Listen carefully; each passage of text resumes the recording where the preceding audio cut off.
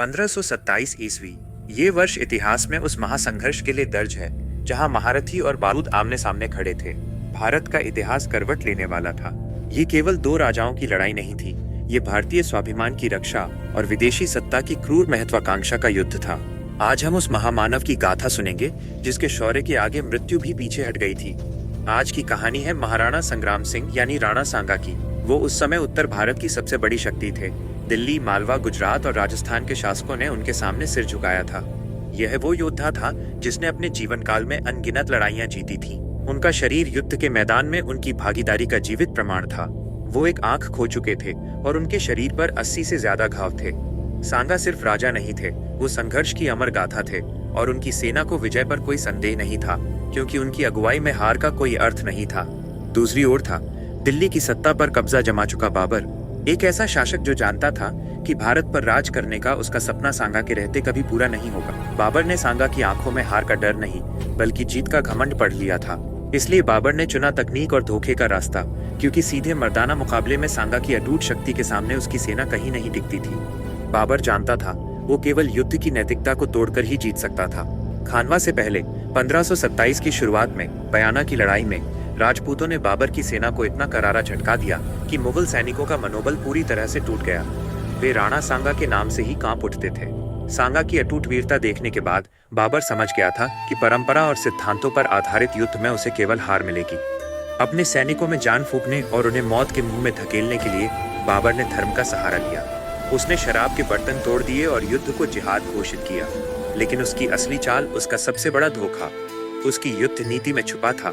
उसने अरबा नामक एक ओटोमन रणनीति अपनाई। राजपूतों के भयंकर तीव्र सीधे हमले से बचने के लिए बाबर ने हजारों बैलगाड़ियों को मजबूत चमड़े की रस्सियों से कसकर बांधकर एक अभेद्य दीवार बनाई। ये दीवार उसकी पैदल सेना और तोपखाने के लिए एकदम सुरक्षित आश्रय थी। बैलगाड़ियों की इस अभेद्य अरबा व्यवस्था की ओट में बाबर ने अपनी अत्याधुनिक तोपों की कतार बिछा दी। इन तोपों से आग उगलते लोहे के गोले राजपूतों के घुड़सवारों और हाथियों के बीच हाहाकार मचा रहे थे। यह भारतीय युद्ध कला के इतिहास में एक अप्रत्याशित क्षण था।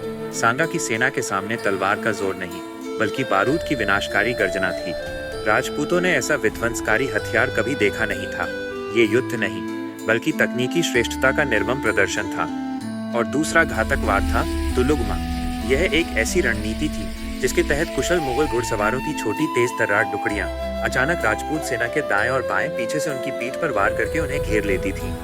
यह युद्ध के सिद्धांतों का सीधा उल्लंघन था, लेकिन बाबर सिद्धांतों की परवाह नहीं करता था। उसे बस जीत चाहिए थी। सांगा के आह्वान पर मेवाड़, मारवाड़, आमेर और मेवात सहित पूरी राजपूत शक्ति एकजुट हुई।